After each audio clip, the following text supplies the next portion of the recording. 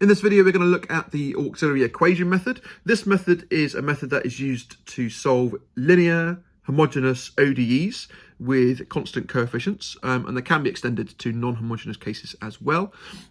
So we're going to look specifically at a linear second-order homogeneous ODE with constant coefficients. So what do I mean by that? A linear ODE is linear because there's nothing non-linear about y or any of its derivatives. Second order, the highest derivative term is order 2, so second order. Homogeneous, that just means that all of the terms contain a y or a y derivative. It's an ODE because it's an ordinary differential equation, and it's with constant coefficients. So in this case, A, B, and C are constants. And actually, moreover, we're only going to consider cases on this course where A, B, and C are real constants. Although you can extend the theory to complex constants if you wanted to. So the first thing I want to kind of pick up on is what we've got here is we've got a constant times a function, plus a constant times its derivative, plus a constant times its second derivative is 0. So for this to come out to be 0, then these derivatives must look similar to each other. So we know that polynomials is off the table, because if you start with a quadratic, then that's going to go to linear and then constant, and then there's nothing in these two to cancel with the quadratic term that was here. And if you extend that to a general general polynomial x to the n, then this is going to be at most an n minus 1th order and n minus 2nd order. So there's nothing in these two terms to cancel with the nth order term here. So we know it cannot be polynomial. Thinking about what functions you've met, hopefully you will be thinking along the lines of, well, this has to be an exponential type function, because when you differentiate an exponential, it looks the same. So what I'm going to do is I'm going to try y equals ae to the lambda x. Okay, this is just a general exponential function. A is some constant, we'll get to that later, and lambda is some constant, again, we'll get to that. So what I'm going to do is I'm going to take this definition and I'm going to run it through this differential equation. Now what I mean by that is I'm going to take y and I'm going to substitute in y into here. I'm going to take this definition of y and differentiate it and sub that into here. And then I'm going to take this definition of y and take that definition and sub it into here. So y primed then is going to be a times lambda e to the lambda x. And then y double primed, going to need that as well here, is going to be a lambda squared e to the lambda x. All right, now if I take these three definitions and I put them through, I'm going to end up with a times capital A lambda squared e to the lambda x plus b times capital A times lambda e to the lambda x. And I'm going to end up with plus c times a e to the lambda x. And that's going to equal 0. Okay. Now what I'm noticing across these three terms is there is an e to the lambda x across all of them. As expected, that's why we tried it in the first place. So we can divide by e to the lambda x securely, because we know that can never be 0. Also, a is common to all three of these terms, so I could divide by a as well. You should consider the case that a is 0, but if a was 0, let's just think about what that would look like. If a was 0, then y was 0, and you end up with 0 plus 0 plus 0 equals 0, which, yes, is a solution to the differential equation, but it's boring. So I don't want a to be 0, I want this to be a bit more general than that. So I'm going to divide by a as well. And that's going to give me this equation. A lambda squared plus b lambda plus c equals 0. It's a quadratic. It's a quadratic equation in lambda.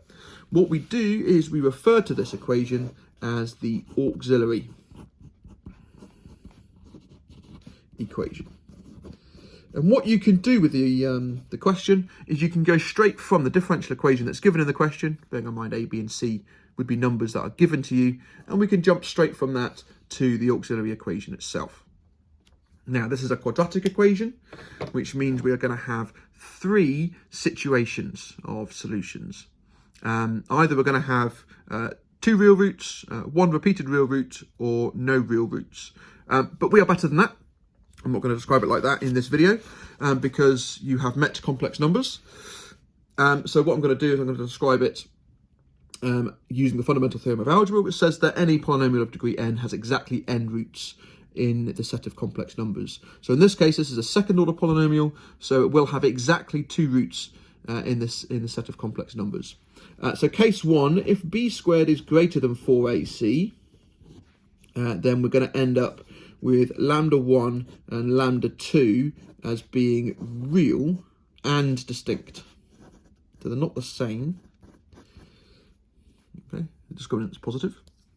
Or if b squared equals 4ac, then that implies that lambda 1 equals lambda 2. Again, that's going to be real, because you can't have a repeated complex root if a, b, and c are all real. And then finally, if b squared is less than 4ac, then that is going to tell us that lambda 1 equals lambda 2 conjugate, which is complex. They are complex conjugates of one another. So these are the 3 cases I'm going to consider. And each one is going to give me a different general solution. Okay, so I'm going to look at all 3 of these in this video. I am keeping it general case in this video, and then the next 3 videos I will do examples of each of these as we go. But this is just a very general case. A, B, and C throughout this video will not have numerical values associated to them. So case number 1. Let's have a look at when b squared is greater than 4ac. That means that y equals capital A e to the lambda 1x is a solution. And lambda 1 is now a number because we have solved the auxiliary equation. We know what value lambda 1 is. But also y equals a e to the lambda 2x is also a solution to the differential equation.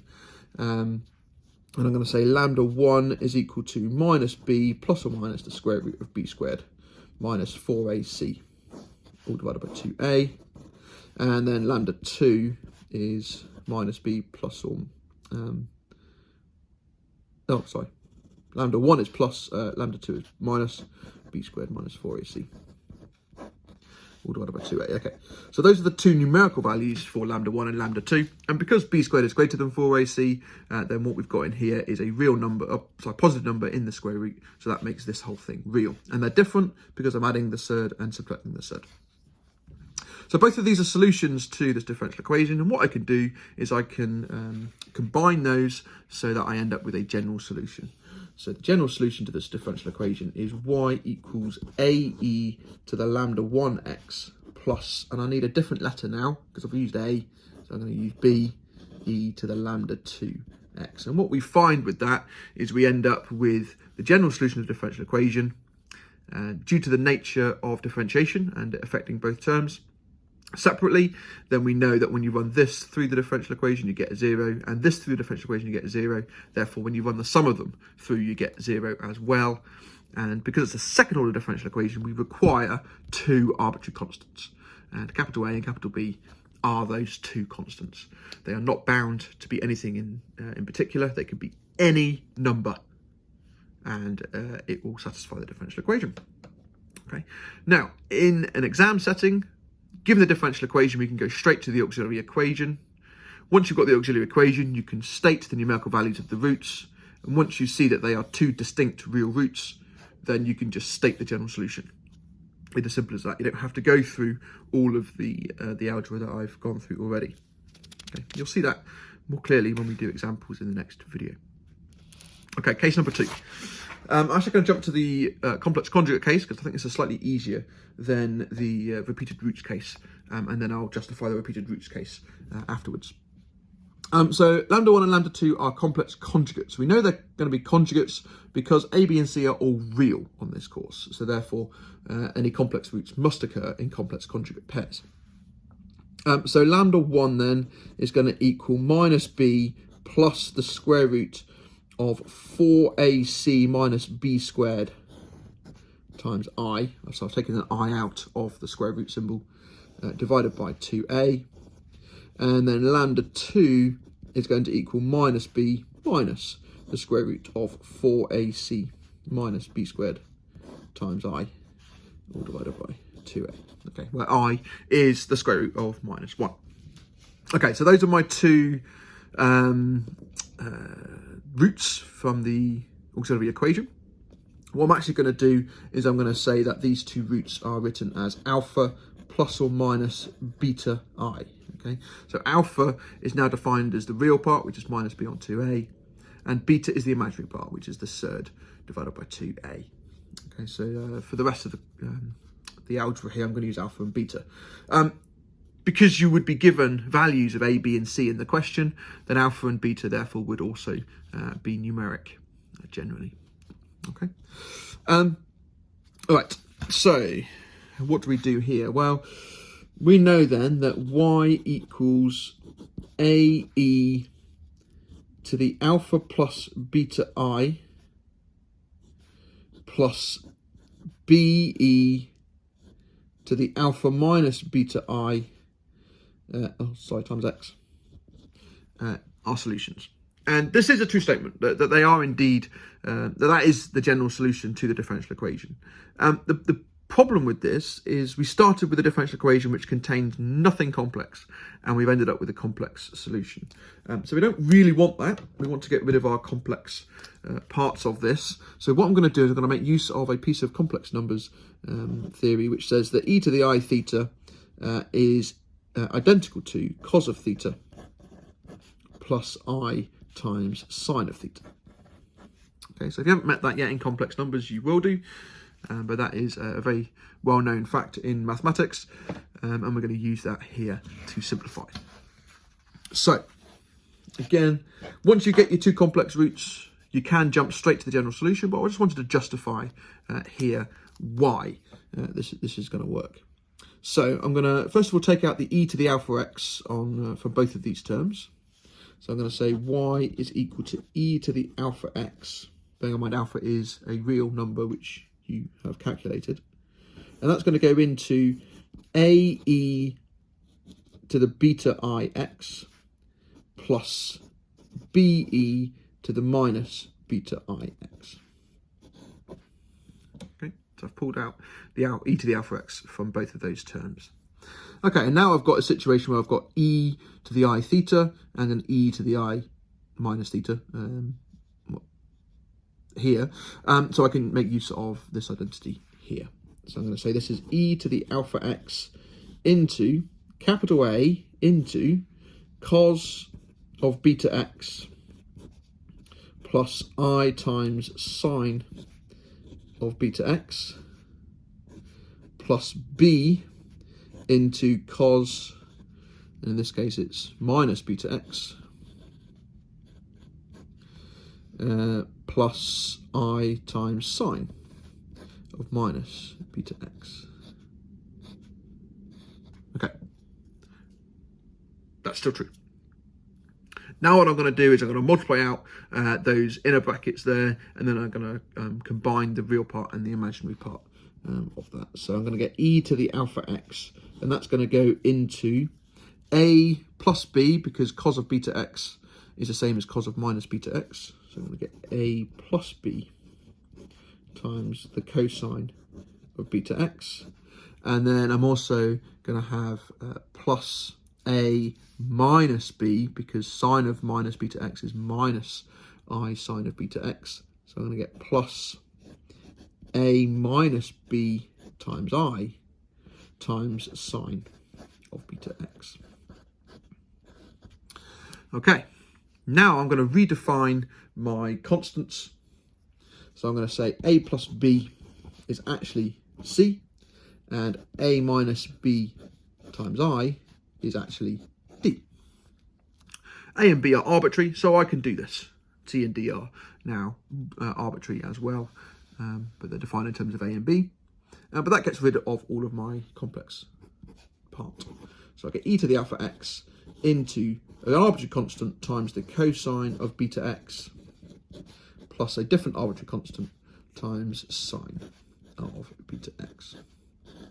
Okay, that is the general solution to the differential equation when you've got complex conjugate roots. And again, once you've calculated the values of lambda and you found out their complex conjugates, you can jump straight from the values of the complex numbers to the general solution. You don't have to do all this algebra in between. You just jump straight to this. And because you don't have to do all this algebra in between, you wouldn't have an A and B already defined. So you would usually call that capital A, and we would usually call that capital B. Okay, I just couldn't do that here because I'd already used capital A and capital B. So the real part of my complex numbers goes out the front as e to the alpha x, and then the imaginary part, the beta, ignoring the sign, I want the value of beta, the positive value of beta, will go in the trig functions. Okay. All right, so that was case number 2. And finally, case number 3. Oh, that's the summary. Come back to that in a minute. That's case number 3. What happens when they are equal? Well, it's going to be a similar case to the first one. And if they're equal, then what I can do is I can say lambda 1 equals lambda 2. I'm just going to call it lambda because there's only one value of lambda now, which satisfies my auxiliary equation. And that's going to be y equals ae to the lambda x plus be to the lambda x. That would be what it would be if I was using the same theory as case 1. The problem with this is I can now factorise it into a plus b into e to the lambda x, which I can now write as c times e to the lambda x. In other words, I've only actually got one arbitrary constant. So it looks like I've got 2 here, but actually they're not independent. So therefore I only have one arbitrary constant.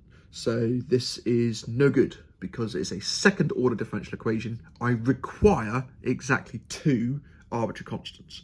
So this, not the general solution. Okay, so this is what makes this trickier. Now, again, just like the other 2 cases, once you've calculated the value of lambda and you've seen that it's a repeated root, you can jump straight from that to the general solution, but I am going to justify that now as to why we do what we do. But you do not need to be able to do this, or indeed do it every time you answer a question.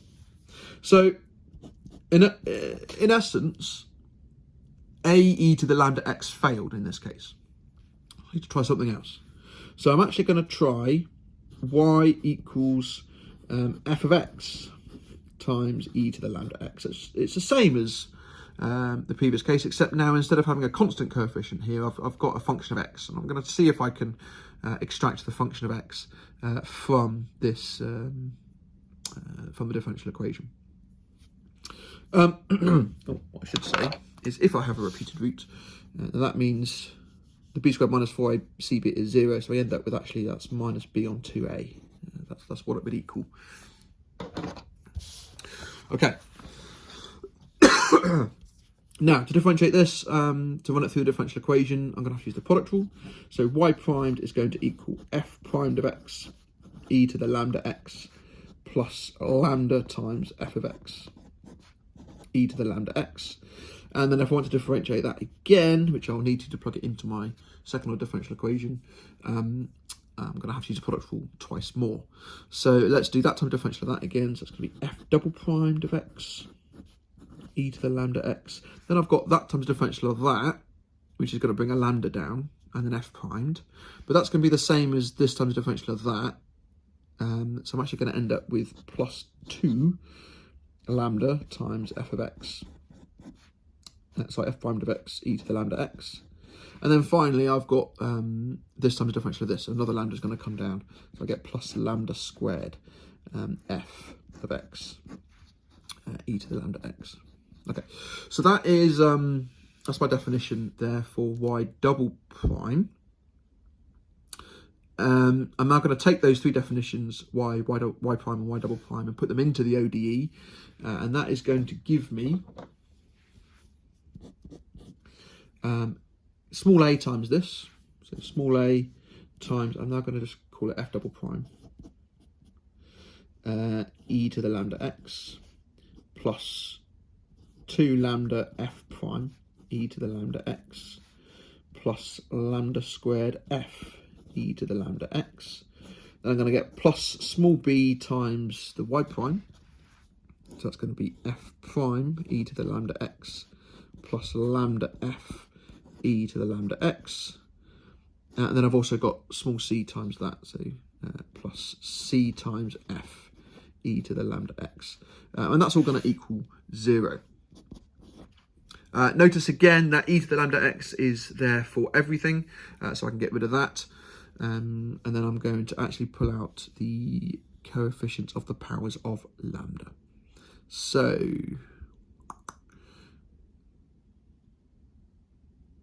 no, I'm not. I'm going to do the coefficients of the derivatives of f. So all the e to the lambda x's disappear. I'm going to divide the whole thing by e to the lambda x, and that can't be 0, so no issues. I'm going to get a f double primed. That's the only time f double primed appears. Then I've got an f primed here and an f primed here. So I'm going to end up with plus 2a lambda plus b times f primed. Okay. The e to the lambda x's have gone. And then my f, well, I've got one there, and one there. And that's going to be a lambda squared plus b lambda plus c. Okay. A lambda squared plus b lambda plus c times f. And that's going to equal 0. Okay. Now, a couple of things to note. We already know that this equals 0 because that is the auxiliary equation. And that has a repeated root. So lambda satisfies that. And that's the only value. But also, in this case only, this will also equal 0 because lambda equals minus b on 2a because it's a repeated root.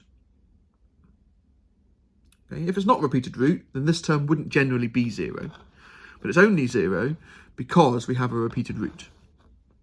We also don't want small a to be 0 because otherwise it wouldn't be a second order differential equation. So we end up with f double primed is equal to 0 because that's 0, that's 0. So we're just left with f double primed equals 0. That tells us that f, if we integrate that twice, is going to be some linear function of x. Now that we've got a definition of f, and it's got two arbitrary constants, which is the most important bit, I can now take that definition and put it back into my trial back up here. So that will give me the general solution, y equals a plus bx times e to the lambda x. And lambda is the only root of that differential equation. Sorry, of that auxiliary equation in this case. So that's only true if lambda is a repeated root. Okay, just to reiterate one more time, once you've got lambda as a repeated root, you can jump straight from that numerical value straight down to that answer. You do not have to go through all of this algebra every time. Okay, lambda is the value you've just calculated, and a and b are arbitrary constants. Okay, so they will all be a and b in your answer. Okay, so those are the three cases. Just to summarise, here we have a differential equation. A y double prime plus b y prime plus c y equals 0. It's a differential equation. A, b and c are all real and a doesn't equal 0. When you're given that in a question, you can jump straight to the auxiliary equation, which is replacing derivatives of y with powers of lambda. For the second order case, we'll end up with a quadratic, which has three outcomes. Case number 1, we have two distinct roots. So the general solution is y equals ae to the lambda 1x plus be to the lambda 2x. Okay, so the two numerical values for lambda.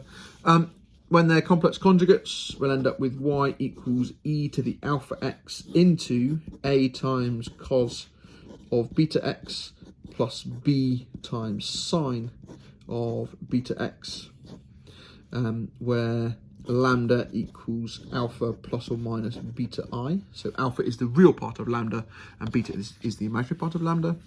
And then the case we just looked at, if we have a repeated root, then we can jump straight to y equals a plus bx e to the lambda x. So those are the three that you need to know. Okay, I'm just going to I'm going to stop there. Actually, I'm going to create a new video for the next bit that I was going to talk about, because this video is already 25 minutes. But if you have any questions, then please let me know. Just drop messages in the comments and I'll get back to you. We'll carry on with this differential equations series. There's going to be quite a few videos for the auxiliary equation method to come. So stay tuned.